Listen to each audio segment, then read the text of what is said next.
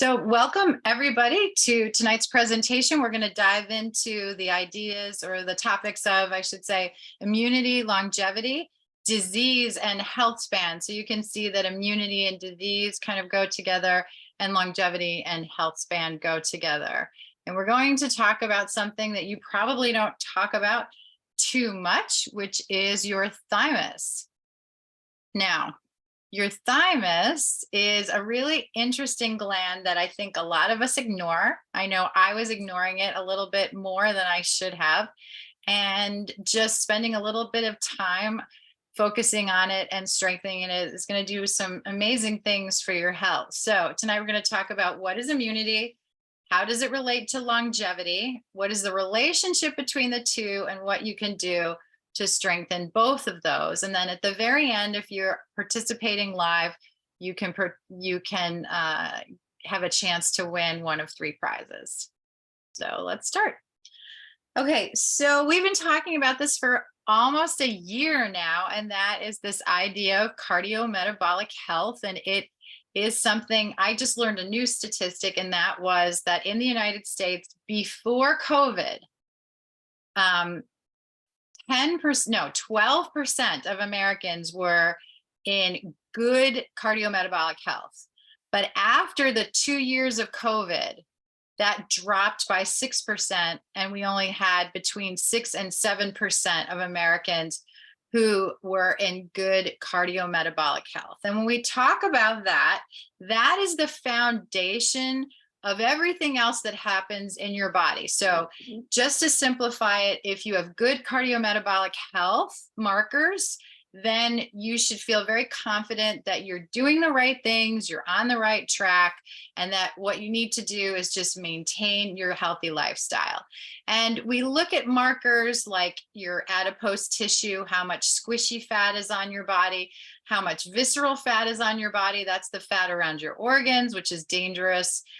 Your blood glucose, your blood lipids. Lipids are the fat in your blood pressure, your cardiovascular health, and how that works on your structure. So when most people hear like cardiometabolic health, they think of, am I going to have a heart attack? Am I going to have a stroke?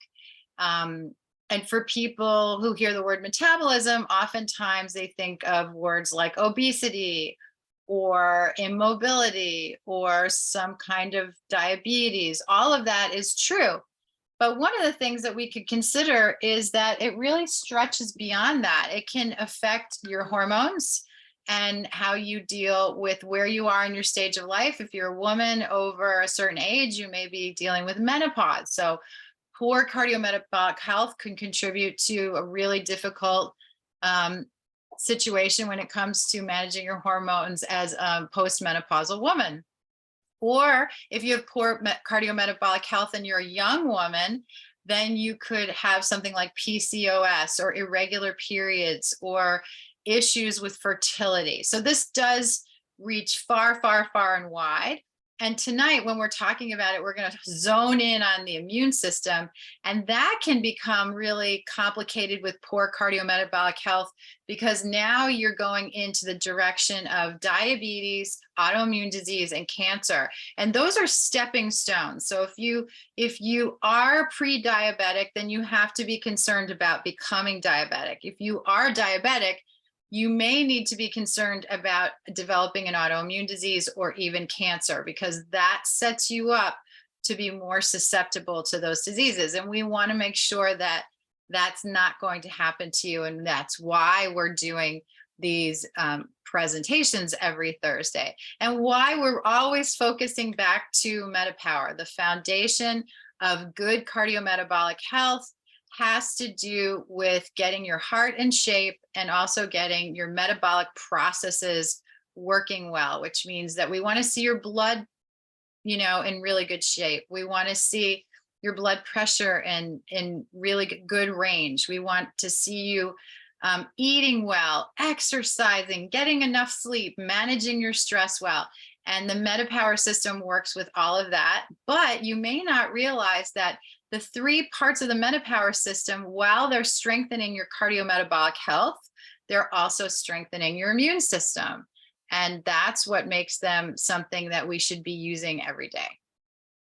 So let's talk first about our immune system, because I think especially during the pandemic, there was a lot of confusion over what your body could and couldn't do.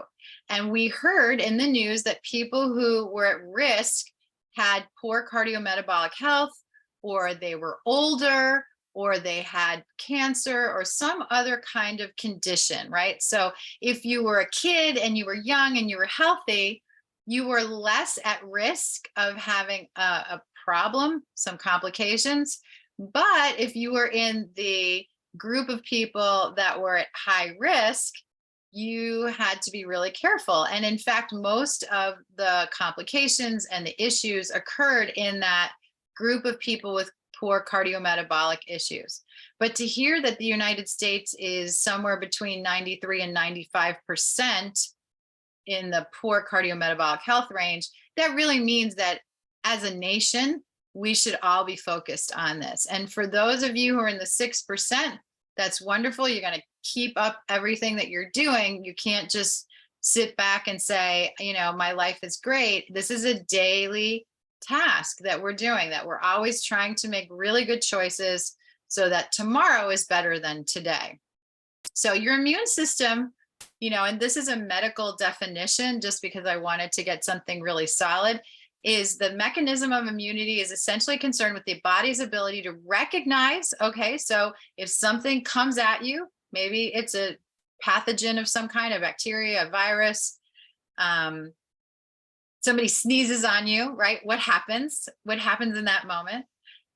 It's your body's ability to recognize those threats and dispose of those substances which it interprets as foreign and harmful to your well-being. And when your body's incapable of doing that, that is when we get sick. So I think it's really important for us to remember that it isn't just when the news tells us there's a virus or a flu going around or a cold going around, or you hear about schools are facing some type of stomach flu, right? Well, it's always out there. We have to remember that if we're getting sick and we're getting sick often, it's probably because our body isn't tuned up. So how do we get our immune system tuned up? And I wanted to draw your attention to what your immune system is.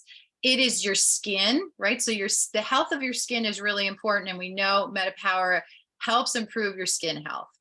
Your digestive system is also a key aspect of your ability to fight off infections. Your respiratory system, the glands that you see on the screen, and your bone marrow. So you want a completely healthy immune system, right? You can't just have one part of it. It has to be complete. And then you actually can do what you're designed to do, which is stay healthy and fight off diseases, which is why certain people never get sick, right? Or rarely get sick. And other people tend to get sick all the time. If I were in the category of people that were getting sick all the time, I'd want to know what part of my body was deficient, what wasn't working well. So that's a bit of a detective work that you have to do, but you're built to defend, right? Your body is built to stay alive. And if you're getting sick all the time, then we need to figure out why. So now I'm going to invite you to go into the chat and give me a response to this question. What is longevity to you? So when you hear that word, what does that mean? Because longevity and immunity are tied very tightly together. So I'm going to give you a minute and I'm going to take a look at the chat, and let's just take a look at some of the answers that we get. What does longevity mean to you?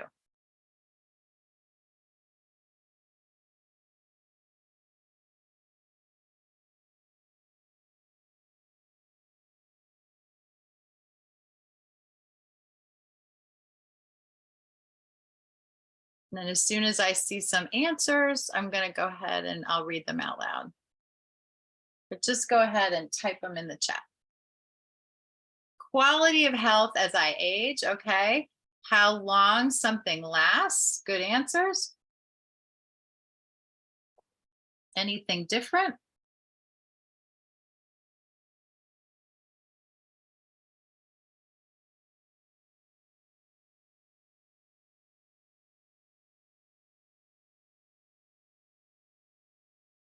All right, those are good answers. And I want you to think of things like, do you want something to last at its peak? Or are you okay with something, slowly breaking down? What is your version of longevity going to look like? A couple more answers came in. Years with good vitality and mental capabilities, being more than just functional as I age. I want to be the best I can be. I love those answers. Okay, thank you so much. That's great. And I think that's where we're going with this. Hopefully we're going to find a solution so that we can all be in that category. So I stumbled upon this doing some research, and I thought, you know what, this gland is probably an unsung hero. It's probably something that you never think about during your day, but I want you to draw your attention to it. And it's called the thymus. And I want you to think about primates in the wild. So apes, gorillas, monkeys. And when you see them out in the wild, what do? They take their fists and they thump their chests, right? And they usually give out some kind of cry, which I won't. But what I want you to do right now, because no one can see you in the recording, so you can do this and you don't have to worry about it. I'm the only one that can be seen. I want you to actually take right here where your sternum is, and I want you to take your fists and gently tap your chest to the point where you can hear that kind of funny sound. Okay, that's called thumping your thymus. And it's something that animals naturally do, especially primates, but it wakes up this gland that sits right here where you can see in the picture, right? It's a very important gland. And so the thymus is an immunoendocrine organ. So what does that mean? Its function is to produce hormones for your body, which are critical to the aging process. And its function is to keep your immune system strong. And so we shouldn't probably ignore it, even though we can't see it. And it's really important to understand that when a baby is in utero and the body is developing, that if anything happens to the thymus at all, the baby won't be able to develop. And then once a child is born, that thymus is critical to its growth in terms of its ability to develop and stay alive. So one of the things we want to keep in mind when we're on this path of how do we find longevity? How do we slow down aging? We may want to take a deeper look into the health of our thymus, because an aging thymus may actually indicate your risk of things like an autoimmune disease, a cancer, but more likely it's going to indicate rapid aging. And so some people have a thymus that becomes kind of aged and shriveled up and it's not doing its proper function. And other people have a very vital thymus that is aging slowly. So that's what we're trying to achieve, is can we slow down the aging process of our thymus? And I believe that actually we can. And I think doTERRA with MetaPower and some really critical essential oils can actually very easily get us into better shape when it comes to our thymus. So they have called this the lifespan pacemaker. So I just want you to think of what a pacemaker does, right? The pacemaker, when it's put into the body, keeps the heart going at the proper pace, right? Keeps the proper rhythm of the heart, keeps your heart healthy. So the thymus gland is a natural pacemaker. It's going to keep your body at a younger pace if the thymus is healthy. I hope that makes sense. But if our thymus starts to break down, then we lose the ability to keep pace with our longevity and our youthful human spirit, mind, body, spirit, right? I heard somebody commented in the comment section that it's not just about your physical health, it's about your mental well-being, your mental clarity, and your brain function. So all of that is going to be folded in to our goal of keeping your thymus healthy, because it's sort of a command center, right? Anytime we see something that was put so close to our heart, so close to the center of our body, we know that lots of different things are kind of radiating from it and traveling to it. And that's really important. So it's also behind our chest cavity, which means that it's well protected. So it's a very, very important gland, and we want to pay attention to it. So it's so important. It's related to the immune system. It plays a critical role in developing and maturing T lymphocytes. So these are your cells that are going to be defense cells, right? Are going to fend off those threats. And they work to fight deadly infections. And I wanted to show you this because I think we have a misconception that without medical intervention, our bodies can't defend themselves. And yet, we know that for thousands of years, the human race survived in some ways for long, long, long lifespans. We have something in the world called blue zones, where people are living long, healthy lives without medical intervention. So the question becomes, how do they do it? What's going on in their body? What can we learn from these cultures, these areas of the world that have figured it out, or they always had it right, and now we have to go back and relearn these different lifestyle hacks to improve our health span and our longevity. So the gland is also critically vital for the development of the immune system in children, and it begins to shrink in size, not go away. So it begins to shrink in size after puberty. So you especially want to make sure that if you have young people, that with all the threats, both chemical, right, through cleaners and plastic bottles, and you have all the EMFs coming off of screens, and we have outdoor air pollution, and the numbers of threats coming at kids today, let alone adults, is multiplied by tens, if not hundreds, compared to even 20 or 30 years ago. And so we have to be on top of our kids' developmental health, as well as being really proactive with our own health, no matter what age you are. And so I did some research on the #1 oils for your thymus and how to keep it strong. And it seems to be a consensus that the top 4 are rosemary, frankincense, oregano, and ginger. But I am of the belief that single essential oils are wonderful, but blends are always going to be more powerful because of the synergy that they have. These essential oil plants work together to make a stronger combination. So think of it as, I'm going to use a cooking analogy. If you were to make a sauce or a soup and you were to add one ingredient, it would taste good. But if you add multiple complementary ingredients to that sauce or to that soup, you're going to actually get a better tasting sauce or soup without actually changing the ingredients, right? So they stay, right? If you, let's say, for example, you make a soup with carrots, celery, and onions, right? The onion is still onion, the carrot is still carrot, and the celery is still celery. But when they are flavored together, that synergy, that symphony, that playing together of flavors is always going to taste better than if you were just to make a soup out of onion or out of carrot or out of celery. And so that's very similar to the way essential oils work. On their own, they're very powerful, and there are many essential oils I use as singles for very different, for multiple reasons.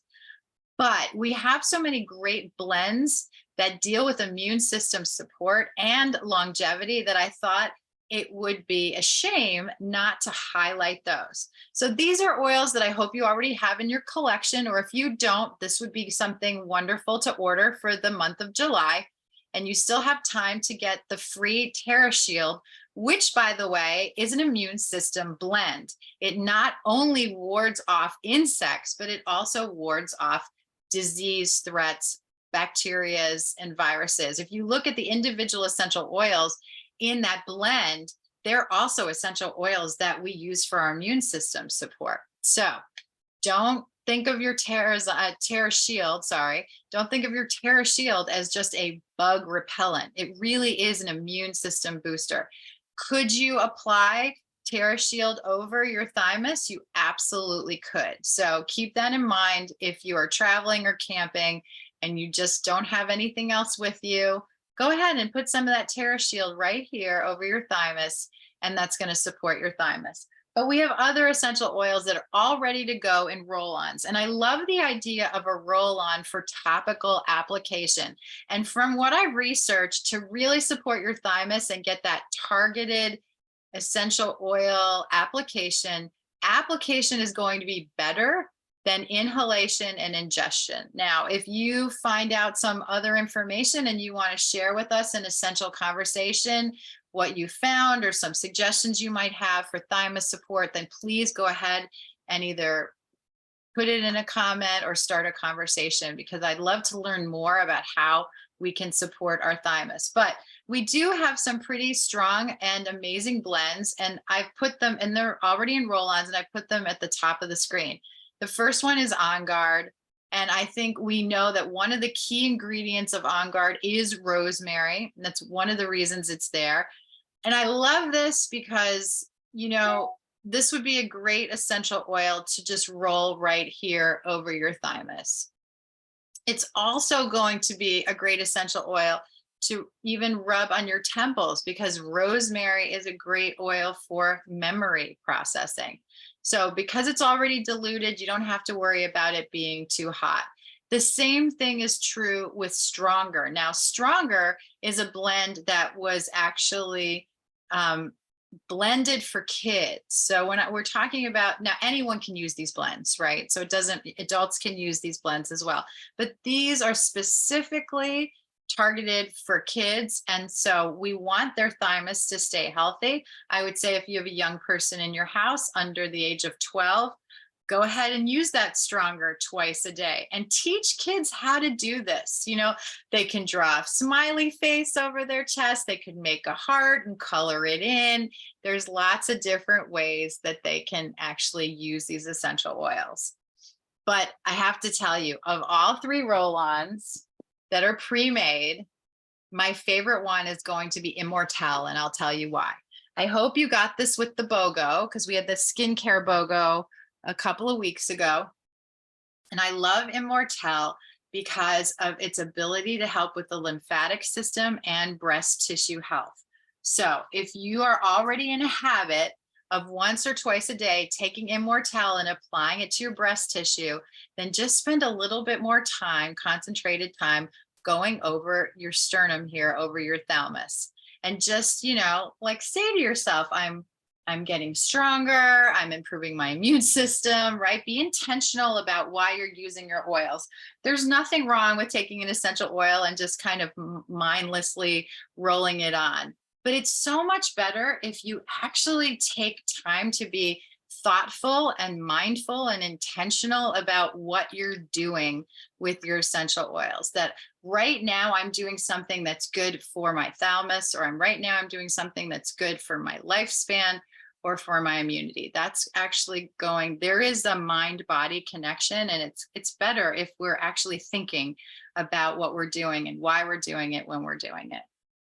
Now let's look at the three oils at the bottom. I can't leave out frankincense. I'm going to skip over MetaPower till the end. And oregano is a wonderful oil, but honestly, I have a hard time imagining applying oregano topically. It's a very hot oil. It's a very strong smelling oil. So for me, I would probably still go with taking oregano internally, or just maybe this would not be my number one choice for topical application for the thymus. Now you can blend it with something else to kind of lighten up the smell. You could blend it with MetaPower. You could blend it with lemon. That's always a popular combination. A little bit of oregano goes a long way, but just be aware it's a hot oil. Now, frankincense is the king of oils. You should be taking that internally under your tongue at least once or twice a day. If you want to carry that routine topically, you could use frankincense right here over your thalamus. That's a perfectly good routine. Sometimes people don't want to have a million different oils going at the same time. So if you're already dropping drops of frankincense under your tongue, then just take it out and apply it topically as well. And then lastly, I would recommend that you take your MetaPower and get an empty roll-on and do a 50-50 blend of fractionated coconut oil and MetaPower oil, and start to use this topically over your thymus because it has the ginger in it. And ginger is becoming one of my favorite oils. There's so many benefits to ginger. I'm discovering every day. It really is great for your digestive system. And remember, we said that your digestion is key to your immunity. It's good for your skin. It's good for your glands. It's good for your endocrine system. So I think that ginger is giving frankincense a run for its money. I'd love to hear from you how you use these oils and which ones you like the most and which ones you think that you are going to use. But the very simple protocol that I would say is take a screenshot of this screen and then make a plan to incorporate one of the products here over your thymus at least once or twice a day. Keep your essential oils by your toothbrush. It'll remind you to use it. And then make sure once you put those oils on that you just start to activate that thymus and keep it healthy, keep it alive, keep it going. It's a good way to wake up in the morning and stretch and kind of pound your chest. There's nothing wrong with that. Nobody's going to think you're crazy. Well, your family might think you're crazy, but get them in on it too. Play some music, enjoy yourself, have some fun.